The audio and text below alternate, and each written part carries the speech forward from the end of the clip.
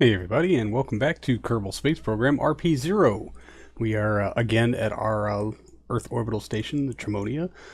We've left this in orbit for a few days to utilize some of these science experiments more than once. They're not very biome specific generally, but we got what we could out of them, loaded it all into the laboratory. They've got 25 data to work with, 13 science on hand. They're generating about 9.6 science a day.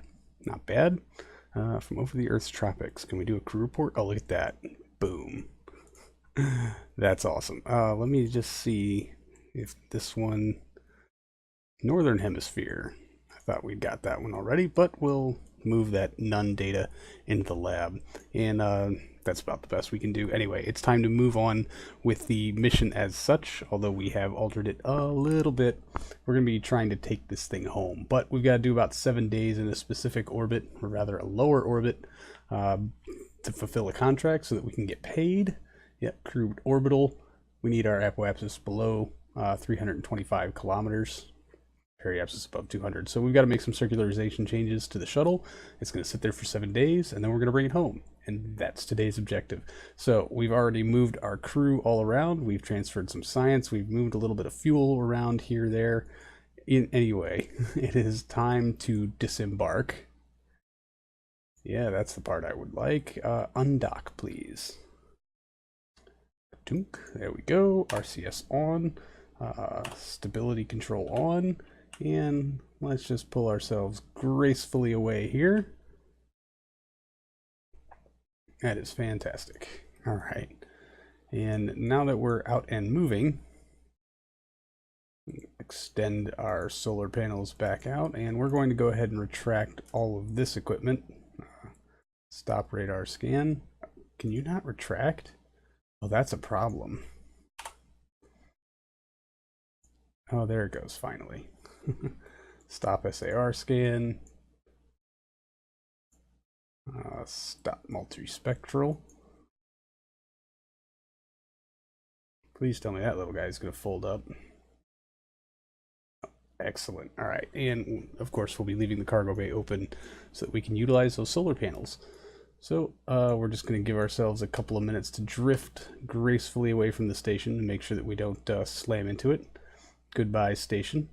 We do have now 3 Kerbals on board. Yeagor has some company for this leg of the trip. I'm sure he's very thankful for that.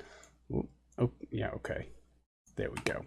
So we're just going to go ahead and aim ourselves along the retrograde vector, which is this way-ish.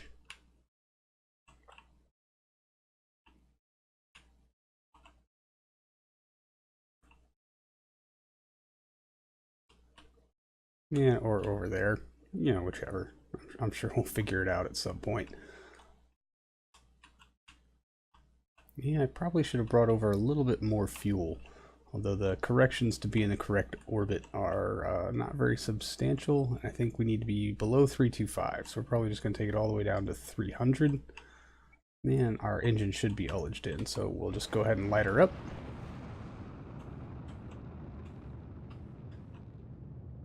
Yeah, fair enough. A little bit of drift. Very interesting. Yeah, maybe that was just me, because it seems to be holding, as I say that, we start drifting. Alright, 317, that's good enough.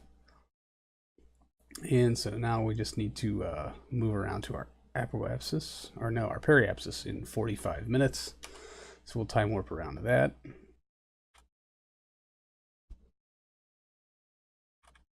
Alright, well, we're within about 3 minutes or so, so we'll get ourselves spun around again to our retrograde vector and lower our apogee down to below 325 kilometer for satisfaction of the contract parameters.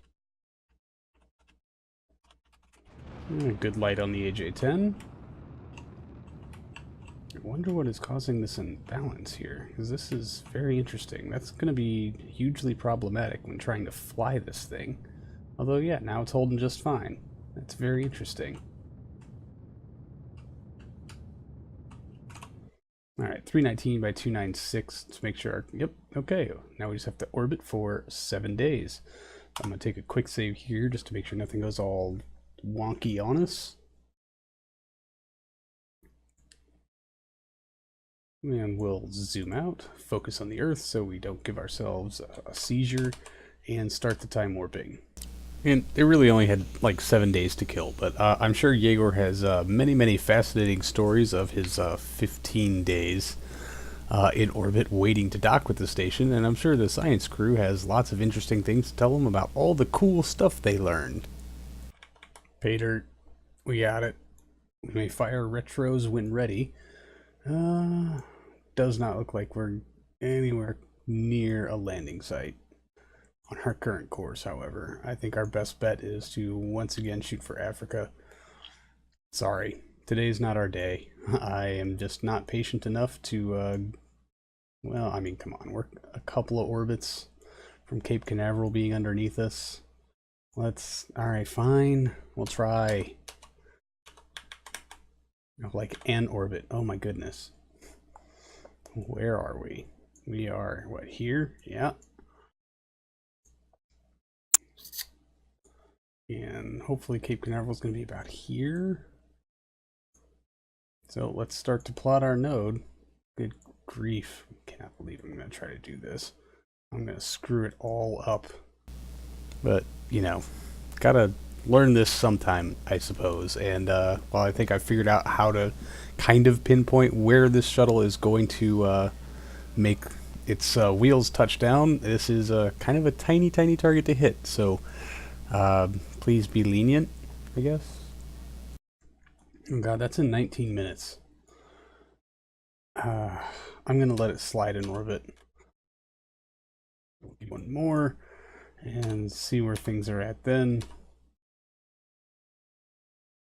Oh yeah, we totally would have been, that would have been a perfect approach. I am so dumb. Yeah, right about there was good enough last time. 80 meters per second in 39 minutes. That'll take us down to about 40 kilometers. We might just decide to overshoot it a bit. So let's give it its 30 some odd minutes. All right, well, we are within 7 minutes. And let's go ahead and get angled in. We are going to be coming in a little bit heavier as we're bringing, I don't know, maybe 2 tons back with us, but I'm hoping we can manage, or that everything will be okay. All right, 6, 5, 4 minutes, 3 minutes, 2 minutes, a little less than a minute. So let's just go ahead and start to ullage that AJ-10. It says the burn will take 40 seconds. I guess, can we be a little early? Let's take a look here. Yeah, we can be a little early.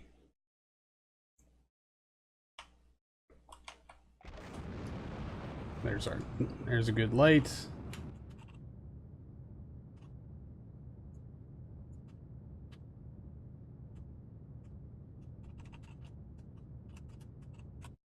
All right, a 38 kilometer periapsis. How's our electric charge looking before oh yeah, we're topped off. We can go ahead and shut down these, retract. Go ahead and shut down your avionics. I would like to disable cross feed so those thrusters aren't uselessly burning fuel while we're stowed.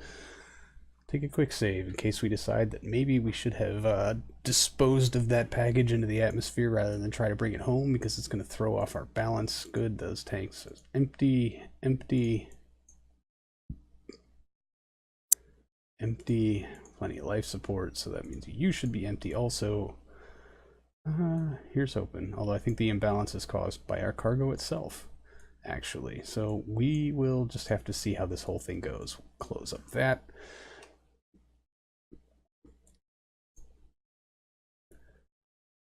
Get ourselves angled to what will hopefully be into the wind when it comes time to get atmo. I'm very nervous. We are a little light on thruster fuel for what I would like. Bring up atmospheric autopilot so we can key on our master switch. We just took a quick save. Let's take another, because I'm paranoid. And go ahead and, well, let's take a look at the map view. Where are we? It looks like our path will take us right over Cape Canaveral. Cape Canaveral will probably be over here by the time we get there, so we need to really not use the brake and just glide for as much as it's worth. Small amendments to this. I actually opted to turn off atmospheric autopilot and bring up MechJeb's Smart ASAS because I've had some pretty good luck using this system to control the ascent anyway, so I figured as long as I could keep up with the heading changes as we fly closer to the equator, the general angle will get closer to 90, which is nice because if we do end up over the runway, we'll be on a clear heading to get there.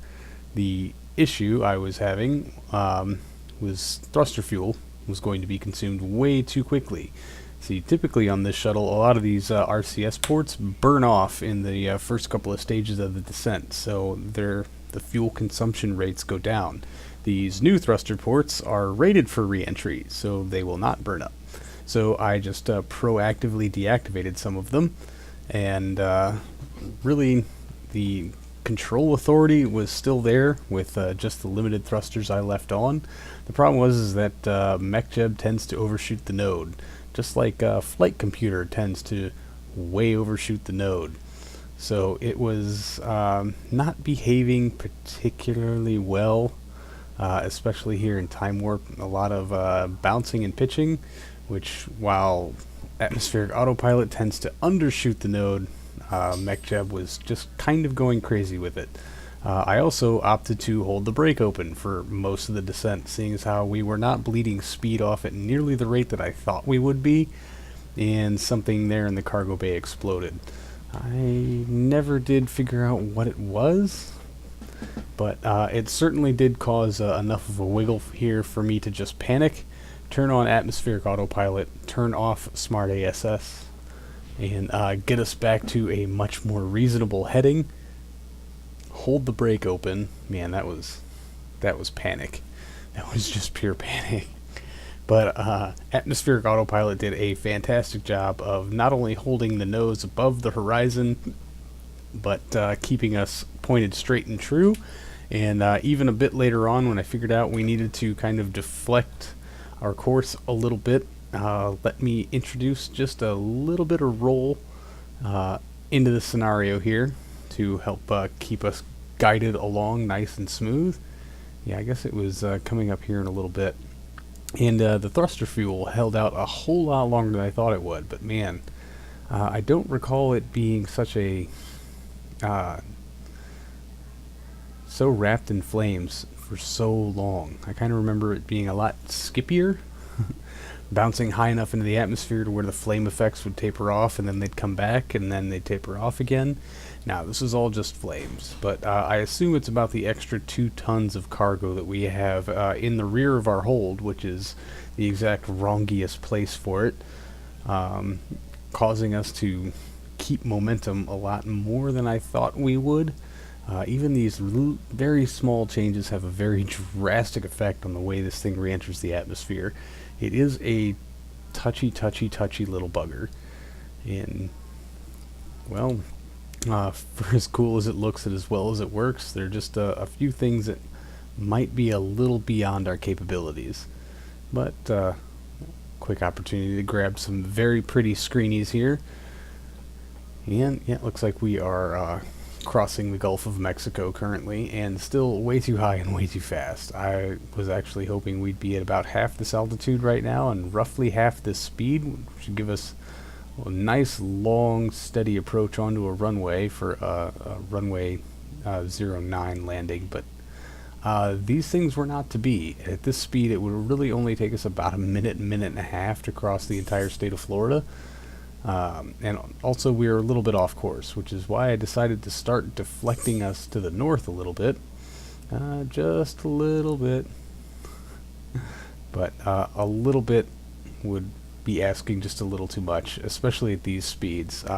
This thing is not notoriously stable, and were it not for atmospheric autopilot, I probably would have lost the plot a very long time ago. And here we are coming up on the shores of Florida, and still moving entirely too fast. So Thought maybe if we could introduce a little bit more roll into this and start to pitch with it, we could slow ourselves down. And this happened. It just snapped us straight into a belly flat spin. But there's our landing site as we are still flying out wildly into the Atlantic. Oh god, oh god, oh god, oh god. Come on, come on. Level it out. Come on. Yeagor. Do not me right now. Come on, Yeagor. Bring it back, dude. You can do this. Come on. Oh, you're only still transonic and spitting out into the Atlantic. There's our landing site. Less close than we were to the one in China. But in quite a bit more distress. Slowing down pretty quickly, though. Oh, come on. Come on, dude. Get it back. I don't think the shuttle is ready to bring things back from orbit in any sense of the word. Alright, we've abandoned our autopilots, and we're hoping that as we start to slow down enough here and start to fall, that maybe some of this spin will correct. Alright. Sorry, guy. Undock.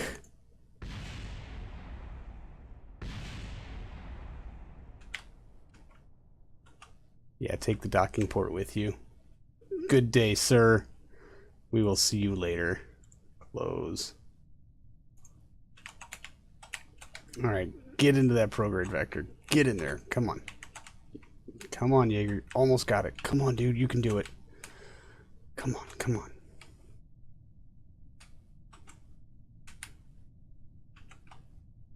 Bring it back. Right there. Level it in. Good boy. Awesome. Right. Where's land? Over there. Alright, build up a little bit of speed. Yeah, we're still pretty high up. Let's get rid of you. And let's pull out of this dive. Yeah, see? We're not rated to bring anything back from orbit. I'm glad we know this.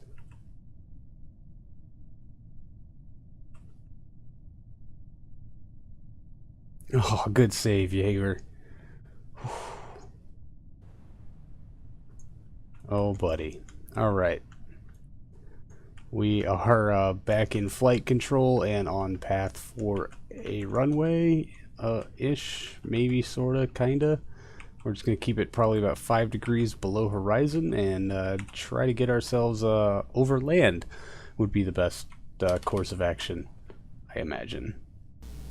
So through this wonderful use of time warping, we'll skip most of the long, level, boring flight as we approach shore and try to keep our altitude and speed in that delicate balance that this thing loves so much.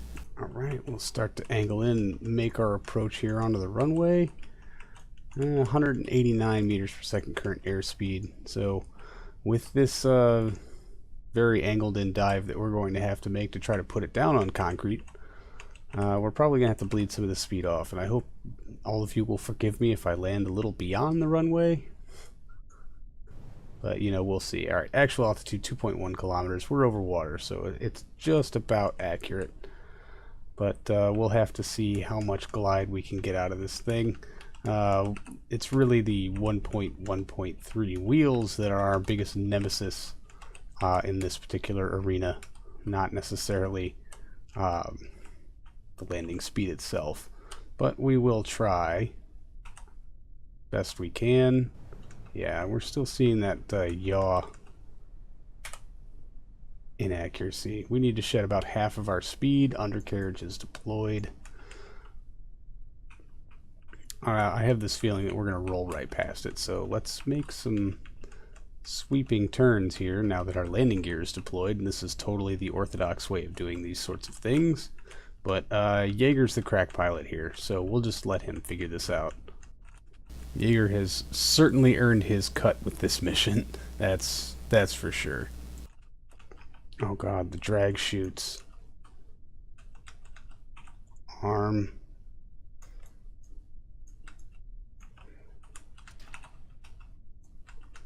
Arm. Okay, focus on the runway. Put it down on the runway, Yeagor.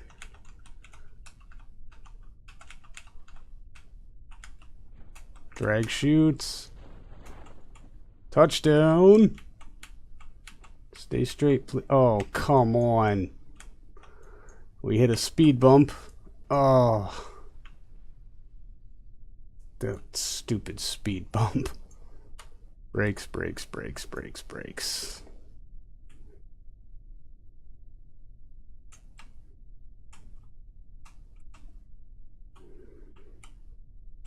You know what? I'm going to ride it. No, I need a little friction control here. Fine. Brakes.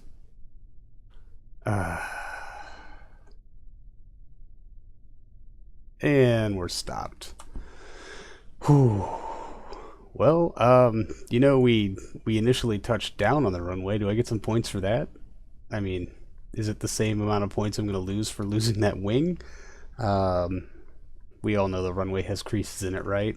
That was totally not my fault or something. Anyway, this is the closest landing we've ever had to Cape Canaveral in the history of anything ever. And I'm kind of proud of that, even though it took a flat spin to put us here. We still made it, and the crew's alive. Yes. So, I'm sure they all would like to get out and to barf into bags and hug their families, etc., etc. Whew. Yeah, I'm happy it's done.